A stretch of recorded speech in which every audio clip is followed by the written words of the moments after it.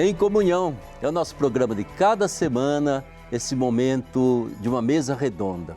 E uma mesa redonda que quer simbolizar para nós a gente estar e viver em comunhão. Em comunhão com quem? Evidentemente com nosso Senhor Jesus Cristo, com tudo aquilo que é a nossa fé. E é tão importante e tão agradável sentir que você está aí conectado com a gente, dando o seu apoio, mas principalmente na medida que você reflete, você pensa e você aprofunda a sua fé. E neste programa nós queremos entrar nesse período tão importante que estamos vivendo na igreja. O período da Quaresma, o período da Páscoa, aquilo que a gente chama assim de ciclo pascal, né? E meditar, contemplar, ver o que significa isso para a nossa vida e como que nós estamos, de alguma forma, celebrando bem essas festas dentro do nosso país e na igreja toda. Creio que o nosso rito romano, ele foi se desenvolvendo, ele foi se renovando depois do Concílio Vaticano II, mas ele ainda não se enculturou, ainda não se adaptou totalmente àquilo que a gente poderia desejar, enquanto pudesse haver certamente uma união maior entre o que é a nossa piedade popular tão rica, tão antiga e aquilo que é a proposta de rito litúrgico na igreja. Mas já tem muita coisa bonita, já tem muita coisa significativa. E para ajudar a gente, eu sempre tenho aí meus companheiros, meus amigos que nos ajudam a refletir. Primeiro eu queria apresentar o padre Luiz Carlos de Oliveira, missionário redentorista. Está aqui, Luiz Carlos, bem-vindo. Bom dia. Bom dia. E você também é formado em liturgia. Liturgia e espiritualidade. E espiritualidade, né? É muito bom. Ele vive a espiritualidade na liturgia e a liturgia na espiritualidade. Foi Santo Anselmo também a faculdade? Santo Anselmo. Santo Anselmo. Mas ainda a gente tem a alegria de convidar o padre Antônio Sagrado Bogás. Padre Bogás, seja bem-vindo. Obrigado, que simpático, obrigado por estarmos juntos, obrigado. Oi, Luiz Carlos, Padre Luiz Carlos, que bom ver você pintando os cabelos como eu. E a espiritualidade. Mas tenho boas receitas. O tempo é a receita, Padre. Então, o Padre Bogás, ele também é doutor em liturgia, em filosofia, em patrologia e tem mais uns encargos, além de ter se tornado, parece ultimamente, diretor de cinema. Não é verdade? Eu faço qualquer coisa, meu Deus do céu, que possa evangelizar, que fale de Deus. Eu lembro quando eu era pequeno, eu pensava, por que não tem coisas que representem a nossa fé? E depois aqui com o pessoal, a Nancy de Rio Claro, toda a comunidade, o professor Hansen, a gente começou a fazer alguns filmes sobre histórias de santos ou sobre histórias significativas de mensagem. Então temos um filme sobre São José, que acabamos de fazer, um filme sobre o Padre Cícero, Eugênio de Mazenot. Alguns vocês passaram aí na televisão também. E a gente dedica, todo filme é longa-metragem, todo filme é feito tão somente com gente da comunidade, todos voluntários que aprendem e tem que parecer profissional. Isso é muito bom. Tudo que evangeliza, né, como vocês fazem a televisão, tudo que evangeliza, a gente lança a rede. Tá bom. Beleza, então. Eu acho que é importante, ele é o diretor, não, é professor no ITESP, Instituto de Teologia São Paulo, né? Tem muitos livros lançados na área da liturgia, acho que da patrologia também. Então é importante que Padre Bogás traz uma experiência e traz um conhecimento muito grande. E hoje também tivemos a alegria de convidar o Silvio Lino, que de longa data é nosso músico, nosso organista aqui do Santuário Nacional. Seja bem-vindo, Silvio. Obrigado, Padre Ulisses, e que a música possa nos fazer compreender o mistério da nossa redenção, não é mesmo? Então, Silvio, vamos abrir o nosso programa com uma música. Tempo de Quaresma, é tempo da gente cantar aquelas músicas específicas, próprias, que nos fazem entrar nesse tempo tão especial. Eis o tempo de conversão, eis o dia da salvação. Ao Pai voltemos, juntos andemos, eis o tempo de conversão. Os caminhos do Senhor são verdade, são amor. Dirigi os passos meus, em vós espero, ó Senhor. Ele guia ao bom caminho quem errou e quer voltar. Ele é bom, fiel e justo, Ele busca e vem salvar. Eis o tempo de conversão, eis o dia da salvação. Ao Pai voltemos, juntos andemos, eis o tempo de conversão. Recordamos o saudoso padre José Weber. Ele foi autor desses cantos tão bonitos. Mas iniciamos também nosso programa com a palavra de Deus. Eu gostaria que vocês lessem com a gente Mateus, capítulo 6, versículos de 1 a 4. Disse Jesus: cuidado para não praticardes vossas boas obras na frente dos outros, para serdes admirados por eles. Agindo assim, não recebereis a recompensa de vosso Pai que está nos céus. Portanto, ao dares esmola, não toques a trombeta à tua frente, como fazem os hipócritas nas sinagogas e nas ruas, para serem elogiados pelos outros. Em verdade vos digo, eles já receberam o que deviam receber. Tu, ao contrário, ao dares esmola, não deixe tua mão esquerda saber o que a direita faz, para que tua esmola se faça em segredo, e teu Pai, que conhece todo o segredo, te dará a recompensa.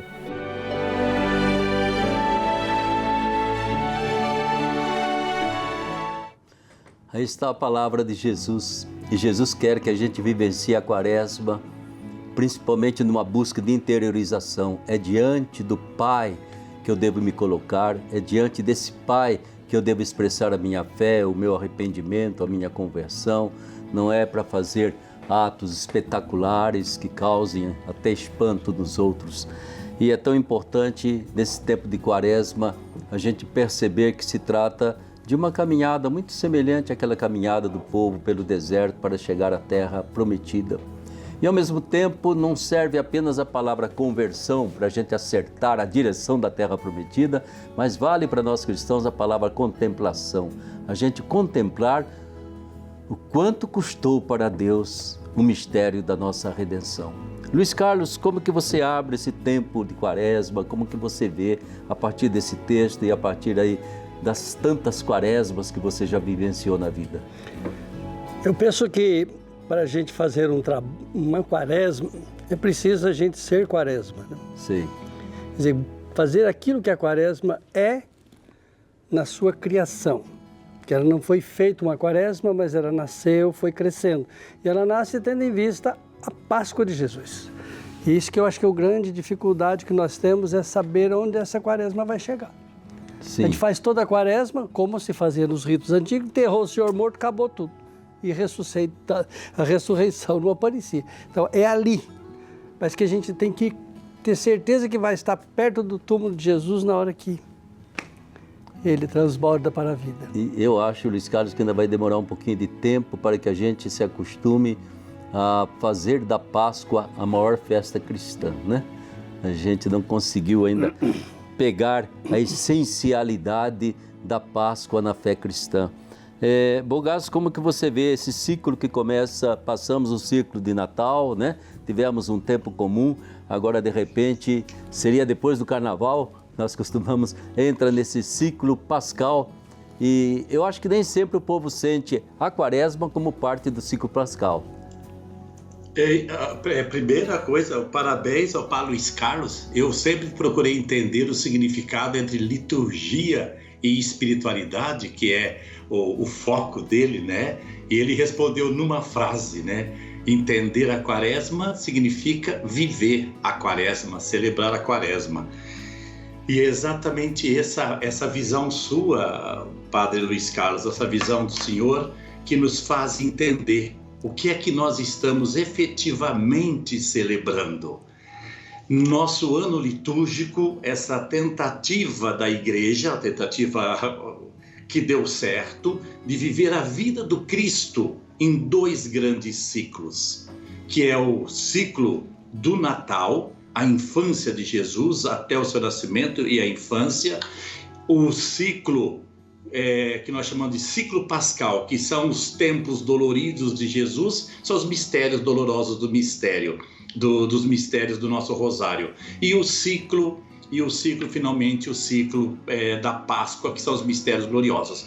Nesse meio tem o tempo comum, que nós contemplamos no rosário, os mistérios luminosos.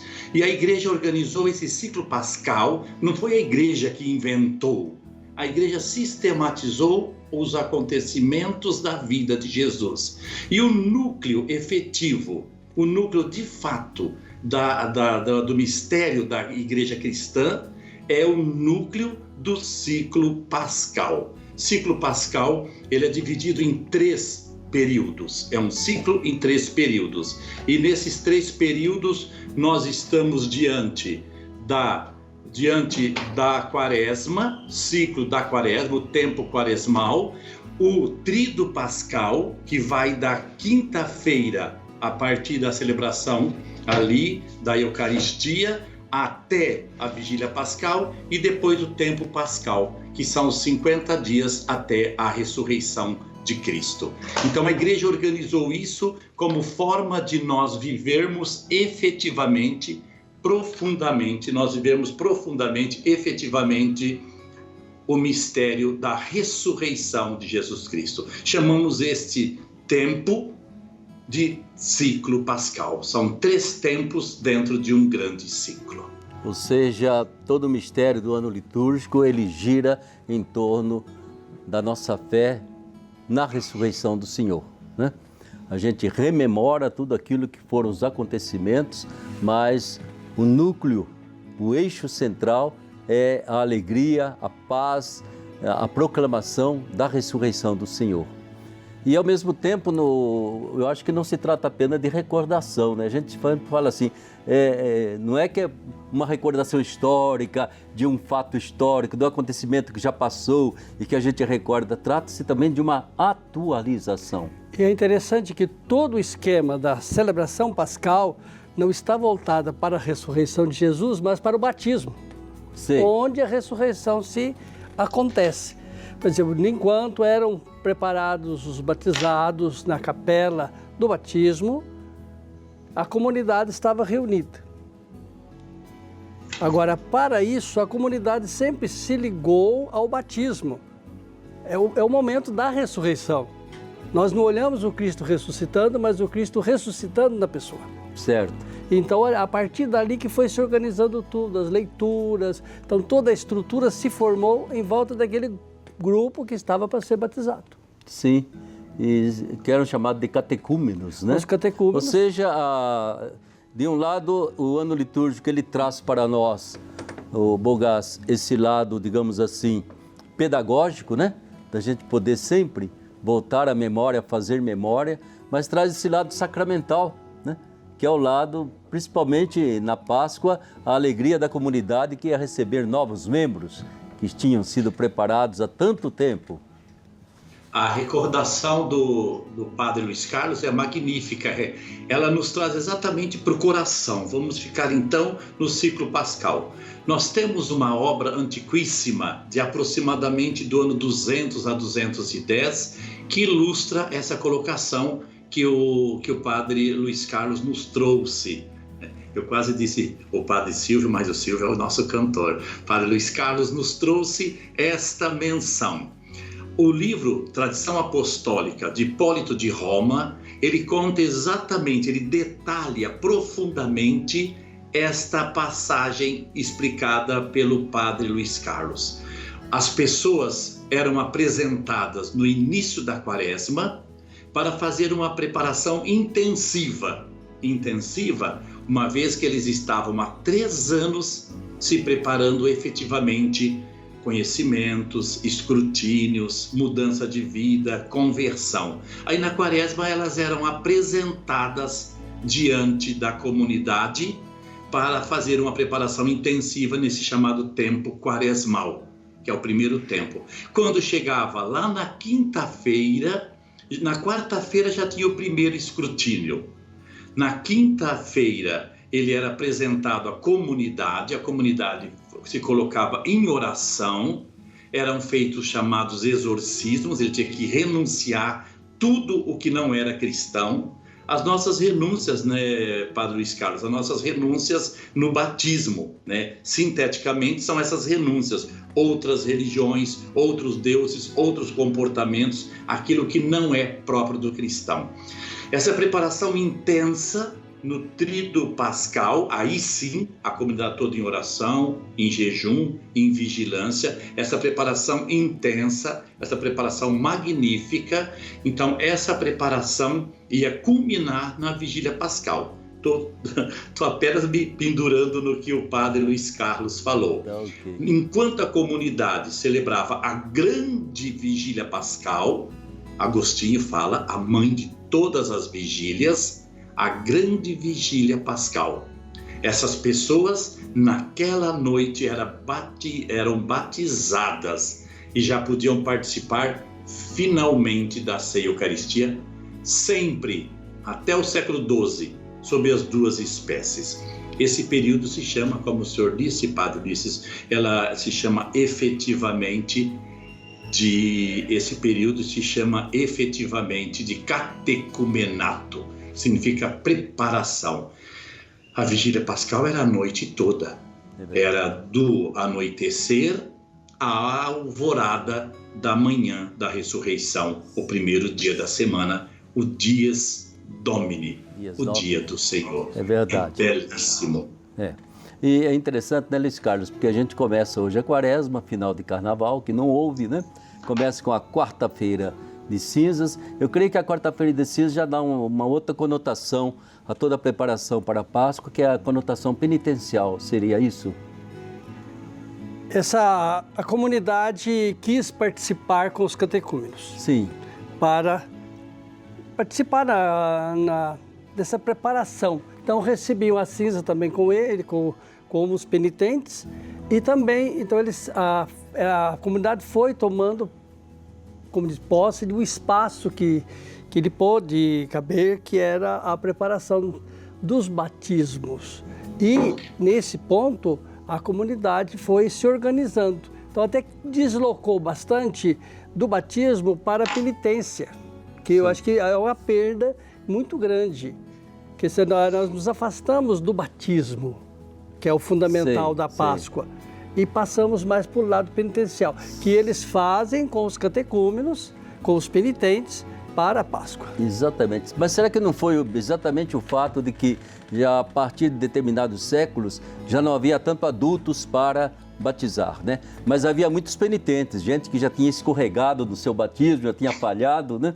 E que vinha também, depois de uma longa penitência, ele vinha lá pedir, renove o meu batismo, repassa a graça do meu batismo. Talvez isso que levou esse povo a fazer o tempo quaresmal também um tempo penitencial, e nós ficamos aí com jejum, esmola, caridade. Dá a impressão de que se aproveitou, mas por si essa penitência teria uma conotação muito bonita de ser renovação do sacramento do batismo na vida de cada cristão. Bogás? Imagina, o Padre Luiz, não fica bravo não, mas tudo aquilo que você vai falando está me dando base para toda a reflexão, viu? Depois eu te pago, tá bom? Porque realmente esse é o processo, né, Padre Luiz? No começo, né, eu estou dando um curso sobre penitência agora, aqui na teologia, e a gente vai percebendo, primeiro, no começo do cristianismo não existe o sacramento da confissão propriamente dito. Não existe. Tornou-se cristão, é radical e é para sempre, é radical. Com o tempo, por causa dos famosos lapsos, no terceiro século, que são aqueles que tinham negado a fé, tanto os lapsos que tinham feito um documento falso, como os lapsos que tinham traído e entregue à comunidade, como aqueles que tinham destruído os ícones, né? Isso está naquele livro de de patrística, né? Eu tenho 2 livros de patrística com o professor Hansen e o Frei Márcio, que se chama Patrística, Caminho das Tradições Cristã, e esse vocabulário diz todos os tipos de lapsos. Aí a igreja decide acolher os lapsos. Se chama então, né, Padre Luiz? Se chama de segundo batismo. A pessoa, ela é como que batizada novamente. Aí sim entra o que o Padre Luiz está esclarecendo bem legal para nós. No começo da quaresma, essas pessoas que tinham negado a fé, elas recebiam as cinzas, mas eram as cinzas mesmos. Entrava na ordem dos penitentes e elas iam ser resgatadas na quarta-feira antes do Tríduo Pascal, para poderem celebrar a Páscoa novamente. Sim. É a ordem dos penitentes. Então o Padre Luiz fez uma ligação muito importante. No começo, a ligação fundamental da ceia eucarística com o batismo. Agora que nós temos os pecadores, nós vamos fazer uma ligação fundamental entre a ceia eucarística e a penitência. Aí vem aquilo que o Padre Ulisses falou, que significa, depois da cristandade, depois de Constantino, as crianças são batizadas. E nós perdemos a força do catecumenato. Ela desaparece enquanto força fundamental, o catecumenato. E o que vai acontecer então? Uma vez que ela desaparece, as crianças são batizadas e a comunidade acolhe o sacramento da confissão. O sacramento da confissão, como nós temos hoje. Antes era público, a pessoa era expulsa da comunidade, ex-communio, e para voltar precisava fazer todo um processo penitencial, mudança de vida, restituir os males feitos, a reparação plena, aí ela voltava para a comunidade. Ainda é a confissão que nós chamaríamos de confissão pública, não como é hoje a comunitária. A confissão era pública mesmo. Depois nós vamos tendo aos poucos, a partir da Gália, a confissão auricular. Isso tudo está ligado com a quaresma. E a confissão tem a ver com uma festa judaica chamada Yom Kippur. Essa festa judaica do Yom Kippur é uma festa que se celebra exatamente para o perdão dos pecados. É a nossa confissão anual na quaresma. Isso. E é tão importante porque sempre se insistia, não é mesmo? Confessar-se ao menos uma vez cada ano. Era o mandamento da igreja. Mas o que é importante é essa dimensão sacramental, né? O sacramento é aquele que nos une profundamente a Jesus e a forma como a igreja constantemente insiste para que a gente refaça, renove, reanime-se como cristão e volte a participar não somente presencialmente, mas de corpo e alma da vida da igreja. E agora, essa questão, por exemplo, que a Igreja do Brasil, a CNBB, juntou, entende, o tempo quaresmal a uma campanha, né? E essa campanha é sempre chamada Campanha da Fraternidade. Aí responde um pouquinho esse dilema, né, que nos foi apontado aí pelo Padre Luiz Carlos. Talvez em algum momento a centralidade se desequilibrou. Mas eu posso explicar isso, e como eu digo sempre para os alunos lá no ITESP, quando eu der uma explicação, e essa explicação for interpretativa, por favor, cada um faça a sua interpretação. Não é dogma, é uma interpretação. Que significa o seguinte: existia na liturgia barroca, a liturgia que nós herdamos da Península Ibérica, basicamente Espanha e Portugal, existia um retorno, um olhar muito forte sobre a figura de Jesus, de Maria, dos apóstolos, sobretudo de Jesus e de Maria. Maria que sofre, Jesus que sofre junto, a dor e as pessoas, o sermão das 7 palavras, as 7 dores de Maria, o ofício das trevas. Tudo isso era belíssimo, era místico, mas tinha uma volta muito acentuada para a figura do Cristo, dificultando ou minimizando a hermenêutica, a realidade. Com o Vaticano II, nós começamos a perceber que a gente olha para Deus, a dor do Cristo na cruz, mas Cristo está olhando para a dor do povo seu, da comunidade, dos que sofrem, dos pobres, do povo que vive maltratado. Como se diz, quando a gente olha para alguém, a gente olha para onde aquela pessoa está olhando. Nós olhando para o Cristo na cruz, e o Cristo na cruz olha para as pessoas. Aí nós fomos organizando, a igreja foi organizando, a CNBB foi organizando esta visão. Vamos encontrar o Cristo na cruz nas pessoas que sofrem, na realidade.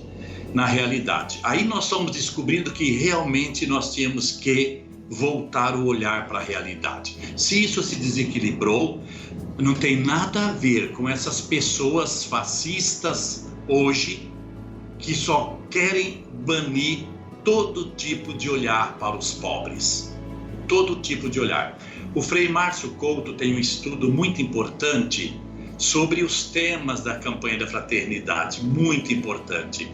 E ele nos faz perceber que a campanha da fraternidade, ela nos dá um quadro histórico, são mais de 40 anos agora, dos olhares dos dramas sociais e políticos e antropológicos e religiosos do Brasil. Quando a grande preocupação era com os indígenas, com os negros, com as mulheres, com os idosos, com as crianças abandonadas. Quando a grande preocupação se torna a realidade universal, a guerra, a ecologia, os grandes dramas. Sei. A campanha da fraternidade, ela é valiosíssima. Ela não pode se tornar somente antropológica. Aí o Padre Luiz Carlos nos ajuda muito. É o olhar de Deus para a realidade, que deve ser o olhar do cristão para a realidade. A campanha da fraternidade tem uma riqueza enorme. Infelizmente, ela perdeu força nos últimos anos. Ela perdeu força. Foi um movimento que perdeu força nos últimos anos, mas ainda ela nos chama a atenção para os dramas sociais. Quem não gosta dela? Quem não quer um cristianismo encarnado? Quem não quer um Cristo que olha para o povo? Quem quer um Cristo personalista, geralmente são pessoas ou manipuladas ou pessoas aburguesadas que acham que o Cristo, que a missa é só um encontro com Deus.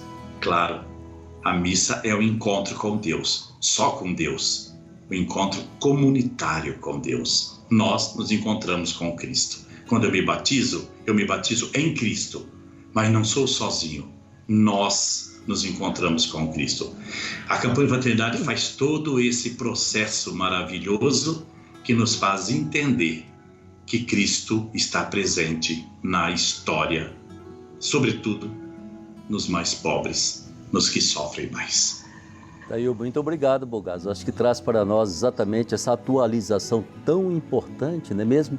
Porque não se trata de ter dó de Jesus, ter dó de Nossa Senhora das Dores, né? Se trata de olhar esse Cristo no meio do povo, porque ele não desencarnou, né? Esse Cristo que viveu o tempo todo vendo quem estava com fome, quem estava sofrendo, quem estava com lepra, coxo, cego, aleijado, pecador. Eu acho que isso é muito importante, né? A mesma atitude de Jesus que a igreja, nós cristãos, devemos repetir, né? E essa é uma atitude de compaixão, de fraternidade, é a atitude quaresmal tão importante para que a gente tenha consciência de tantas situações que nós vivemos hoje que não foram resgatadas pelo sofrimento, pelo mistério da cruz do nosso Senhor. Ainda estão aí soltos e praticando um mal tão grande como são as guerras, tudo isso. Então não se olha para Jesus na cruz sem enxergar nessa cruz todo o povo que está crucificado com ele. Páscoa. Padre Ulisses, deixa eu dizer uma coisinha. O senhor me disse uma coisa que eu vou dizer na próxima pregação, na próxima aula, mas vou citar o senhor. A campanha da fraternidade, os temas da campanha da fraternidade, o senhor disse isso. Ela foi onde o Cristo foi. o Cristo foi ao doente, ela foi ao doente, o Cristo foi aos idosos, o Cristo foi às crianças, o Cristo foi aos samaritanos de hoje, que são os negros, os indígenas, Exatamente. os que estão fora. Ele foi onde nós vamos, onde o Cristo foi. Exatamente. Nós o seguimos. Nós vamos continuar. Por 3 vezes, iremos nos debruçar sobre esse ciclo pascal, que é a essência da nossa fé cristã, é mais importante para nós como vida litúrgica e, ao mesmo tempo, nesse tempo da Quaresma, uma vida de piedade popular também, se entremeiam, se entrelaçam e a gente volta a conversar. Fique conosco, até a próxima semana, se Deus quiser, ainda falando sobre a Quaresma, a Semana Santa, o tempo pascal. Muito obrigado pela sua atenção, pela sua presença. Nossa Senhora abençoe todos vocês.